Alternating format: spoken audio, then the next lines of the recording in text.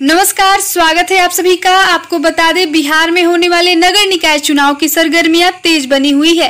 वहीं पर फिर से हम पहुंचे हुए थे मैरवा नगर पंचायत में। मैरवा नगर पंचायत की बात करें तो यहाँ की पल पल की खबर हम आप तक पहुंचा रहे हैं और जनता का क्या मिजाज है यह भी बता रहे हैं। आज उसी दौरान हमारी मुलाकात हुई भावी चेयरमैन प्रत्याशी निर्मला देवी के जो पति हैं मनोज कुमार जी, उनसे। मनोज कुमार जी जो किसी परिचय के मोहताज नहीं है, राजनीति में एक अलग अपनी पहचान भी रखते हैं और पूर्ण रूप से यह जो परिवार है राजनीति से जुड़ा हुआ है। पूर्व में इनकी जो माता है विमला देवी, यह भी चेयरमैन रह चुकी हैं 2002 से 2007 तक और उसके नाते जो भी जिम्मेदारियां उनको मिली थी उसे बखूबी निभाई भी।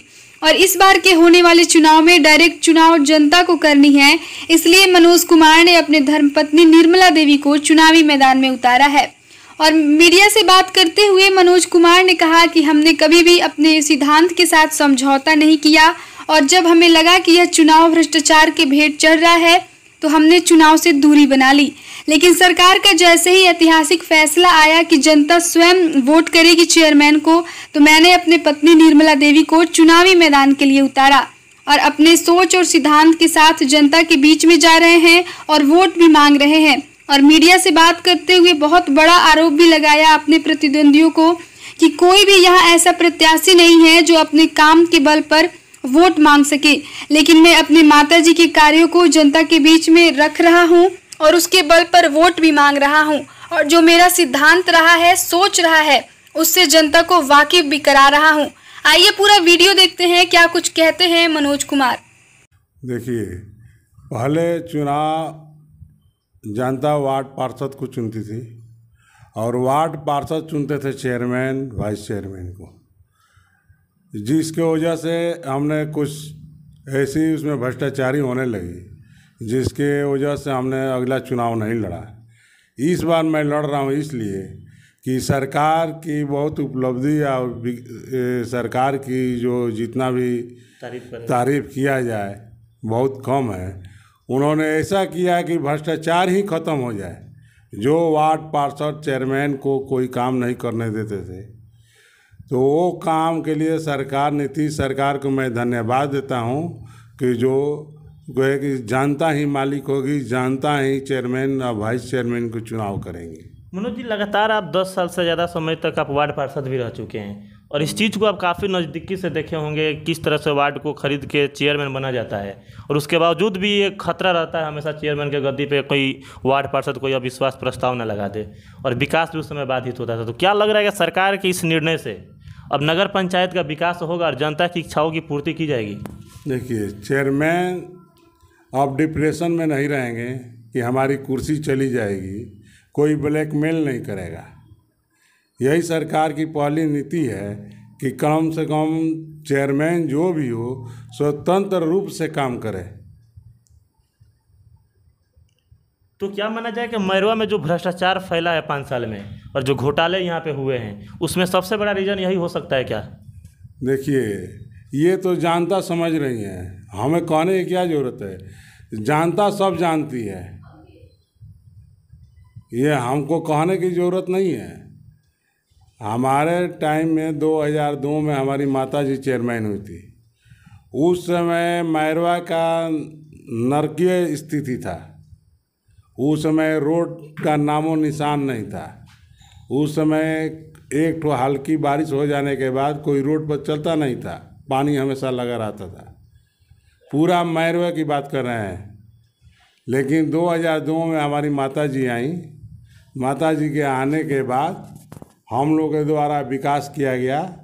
जितना आप देख रहे हैं, नई बाजार, पुरानी बाजार, मझौली रोड, थाना रोड, नावका टोला, ward number 1, ward number 2, 13 ward में विकास की गंगा बहा दी गई। मैंने कोई वार्ड पक्ष हो या विपक्ष हो, ये कोई कहने वाला नहीं था कि हमारे वार्ड में काम नहीं। अगर विपक्ष में थे, अगर आप कोई योजना नहीं भी देते थे तो मैं जाकर डायरेक्ट जनता के बीच से योजना लेता था और वहाँ के पास करके और वहाँ का काम किया गया। मनोज जी, ये तो इतिहास गवाह है कि आप सिद्धांतवादी व्यक्ति रहे हैं, हमेशा से अपने सिद्धांतों पे आप चले हैं और जब आपको लगा कि अब सिद्धांत के साथ समझौता करने का समय आ गया है तो आपने राजनीति से अपनी दूरी बना ली और फिर से आपको लगने लगा कि नहीं अब उसी सिद्धांत पे जनता वोट करेगी, तो फिर से आप चुनाव में आ गए।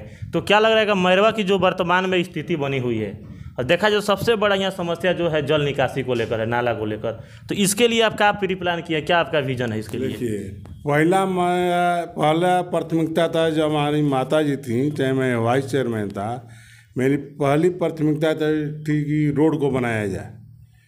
अभी कोई ऐसा रोड नहीं है जो बाकी वो बिना बने हुए। अब हमारी पहली प्राथमिकता है कि नाला बनाया जाए, ड्रेन बनाया जाए, जिससे पानी की निकासी हो सके। अगर पानी की निकासी सुसज्जित तरीके से अगर हो जा रही है, उसके बाद यहाँ पर पानी नहीं लगेगा, ना नरकीय स्थिति होगी मैरवा की। तो आपको बता दें कि अभी हमारे साथ जुड़े हुए हैं पूर्व यहाँ पे चेयरमैन रह चुके उनके पुत्र मनोज कुमार, और मीडिया के सवालों का जवाब दे रहे हैं। सिवान के सबसे बड़े न्यूज़ चैनल यहाँ पर सिटी भारत भी हमारे साथ जुड़ा हुआ है, N20 लाइव और FS न्यूज़ भी है। तमाम मीडिया के सवालों का जवाब मनोज कुमार दे रहे हैं। उनका साफ का नाम है कि मेरी माताजी जब यहाँ के चेयरमैन हुआ करती थी तो उस समय यहाँ पर विकास के गंगा बहा था, लेकिन जब यहाँ पे वार्डों को खरीदने का यहाँ पे सिलसिला शुरू हुआ तो उस समय से मैरवा की स्थिति बदहाली में चली गई, और उसी समय से मैरवा को यहाँ पर दीमक की तरह यहाँ पे लूटा गया, खाया गया। लेकिन अब फिर से जब जनता के हाथों में गया है सत्ता परिवर्तन करने का, तब एक आस जगह है कि मैरवा का विकास होगा। तो आगे के देखा जाए तो बहुत सारी समस्याएं हैं जल निकासी के अलावा, यहाँ पे सफाई को लेकर, और यहाँ पे लोगों का जो एक घोटाला हुआ था, डस्टबिन घोटाला, फॉग घोटाला, उस सब मुद्दा को देखकर जनता वोट कर रही है। तो क्या लग रहा है बदलाव के मुद्दा पर जाके जनता निर्मला देवी के साथ आएगी? देखिए, बदलाव के बाद हम 15 साल लगातार रहे हैं। 15 साल में एक भी घोटाला कोई नहीं दिखा सकता है। अगर कोई घोटाला वाली बात होती थी, मैं बैठक में मैं अकेले खड़ा होकर उस काम को हम नहीं होने देते थे, चाहे जिस स्थिति में हो, लाठी से हो, बात से हो, कानून से हो, नियम से हो। घोटाला नाम का कोई चीज़ हमने नहीं छोड़ा कि कोई अगर दूसरा भी चेयरमैन हो चाहे कि हम घोटाला कर लें तो नहीं होने दिया। मनोज जी, यहाँ तो आप एक सिद्धांतवादी नेता हैं, अपने सिद्धांत के साथ समझौता आप नहीं करते हैं, लेकिन एक चीज़ देखा जा रहा है कि यहाँ पे बाहुबली और धनबलियों का दबदबा दिखाई दे रहा है। तो क्या लग रहा है जनता उनके लोभ लालच में फंसेगी, या उससे बाहर आकर इस बार एक नया इतिहास लिखकर मैरवा को एक विकसित मैरवा की ओर ले जाएगी? देखिए, वो ज़माना ख़त्म हो गया। पैसा के वोट पर बहुत लोग पैसे वाले हैं, बहुत ज़िला में पैसे वाले हैं, वही चेयरमैन होते। कोई गरीब नहीं होता, कोई मीडियम वर्ग का नहीं होता। मुकेश अंबानी प्रधानमंत्री होता, मुकेश अंबानी प्रधानमंत्री होते। पैसा नहीं चलने, जनता सब बुझ रही है, सब समझ रही है। जनता अब उस लालच में आने वाली नहीं है। जनता अब आप पैसा का लोभ दीजिएगा तो बुझ रही है कि पैसा का, आप एक बार पैसा दीजिएगा, कोई काम पड़ेगा तो हम जाएंगे, तो आपके नज़र में यही होगा कि हम तो उनसे, तुम तो पैसा लेकर हमको वोट दिया है। इसके बाद वो कहेंगे कि भाई कि तुम पैसा दो, तुम लिए हो। तो जनता अब समझ रही है कि पैसा नहीं लेना है, और शरीफ आदमी को, बढ़िया आदमी को, स्वच्छ आदमी को वोट देना है, जो कि हमारे काम करे, हमारे जाने के बाद मुलाकात हो। ऐसा ना हो कि चले जाए 4 ताला पर और पता चले कि नीचे 2 घंटा बैठे हुए हैं, उसके बाद मुलाकातें नहीं हुई। तो देखिए, हमारे साथ अभी जुड़े हुए हैं मनोज कुमार, जो मैरवा की राजनीति में एक अलग अपनी पहचान रखते हैं और अपने सिद्धांतवादी के लिए जाने भी जाते हैं। और मैरवा नगर पंचायत में इनकी पत्नी जो है निर्मला देवी, वो इस बार के होने वाले चुनाव में चेयरमैन का चुनाव भी लड़ रही है, और उसी के लेकर मनोज कुमार ने हमारे चैनल पे आकर लोगों से अपील किया है कि आप जिसे भी अपना बहुमूल्य कीमती वोट दें, एक बार अपने बच्चों के भविष्य और अपने भविष्य की ओर देख लें। क्या वो व्यक्ति आपके 5 साल के भविष्य को संवार सकता है कि नहीं संवार सकता है, और मैरवा की जो बदहाली बनी हुई है उस बदहाली से निकाल सकता है कि नहीं निकाल सकता है। अगर आपको लगता है कि वो व्यक्ति मैरवा के भविष्य के लिए सही है, तो उससे अपना बहुमूल्य कीमती वोट देकर उसे चेयरमैन बनाइए। और इसका जीता जागता उदाहरण इनकी माता बिमला देवी रह चुकी है, जो 2002 से लेकर 2007 तक मैरवा का प्रतिनिधित्व करके मैरवा के एक ऊंचाई तक पहुंचाई थी। लेकिन उसके बाद से मैरवा का यहाँ पे विकास नहीं हुआ, और यही कारण है कि इस बार जनता काफ़ी आक्रोशित है और बदलाव के मूड में है। और बदलाव के नाम पे जनता किसे अपना नेता चुनेगी, ये तो आने वाले 12 तारीख को पता चलेगा। फिलहाल आप बने रहिए हमारे साथ, लेकिन चलते चलते हम जान लेते हैं मनोज जी से कि इनका नामांकन कब होगा और अपने मैरवा की समस्त सम्मानित जनता से क्या अपील करते हैं। देखिए, नामांकन तो 19 तारीख तक है। 19 तारीख तक जिस बीच में हम लोग नामांकन अपना कर लें। रही बात, मैं जनता से यही निवेदन करूंगा कि साफ सुथरे आदमी को जो आपका विकास कर सके। बहुत से लोग हैं कहते हैं कि हमारा तो बहुत जगह पहुंच है, और उनको कह दिया जाए कि एक ठो अफसर एक ठो सिपाही से आप बात कर लीजिए, तो वो भी नहीं कर पाएंगे।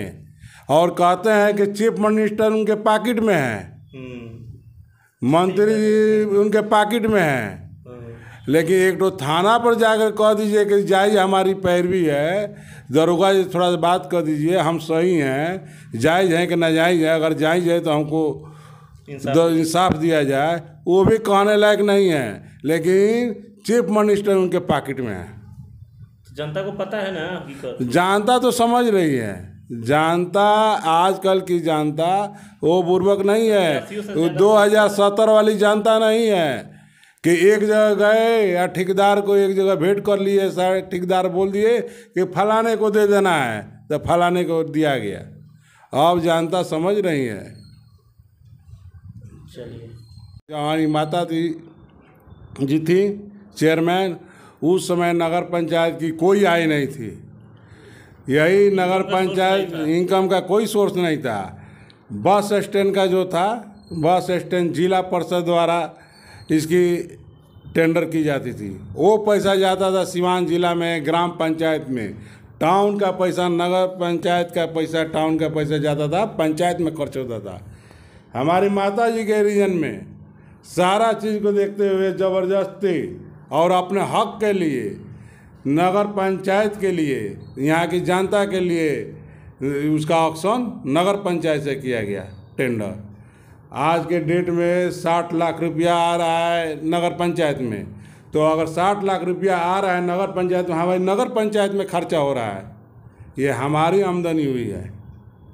आज तक कोई भी चेयरमैन इसके बाद हुए हैं, नगर पंचायत के लिए कोई नहीं सोचा है। नगर के लिए बस एक ठो उगाई वाला काम किए हैं कि चलेंगे, ये हो जाएंगे, वो हो जाएंगे। यही स्थिति है। पहले था कि सरकार गिराओ बनाओ, गिराओ बनाओ, यही धंधा थी।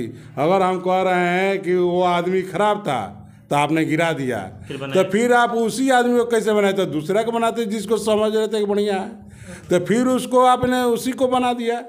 फिर उसके बाद 1 साल 2 साल बीतने के बाद फिर आपने गिराया। तो क्या लग रहा है, वैसे नेताओं का दुकान अब बंद हो जाएगा? दुकान तो पहले ही बंद हो गया। जो बंद हो गया, जो पेपर हमेशा देखने का रंगा रहता है, ये जो 5 साल का बुझिए कि नगर पंचायत का काला दिन चला था। अभी 5 साल काला दिन चला था। ये नीतीश जी सरकार की उपलब्धि है कि इसके भ्रष्टाचार को ही खत्म कर दिए। कुछ लोग का चेहरा उतर गया है चुनाव से पहले ही। देखिए, चेहरा तो उतरना ही है, समझे ना। लेकिन अगर कोई जा रहा है तो कम से कम ये सोचना चाहिए कि 5 साल के रीजन में हम रीजन में क्या किए और जनता के सामने किस मुंह से जा रहे हैं वोट मांगने के लिए। देखिए, कहीं ना कहीं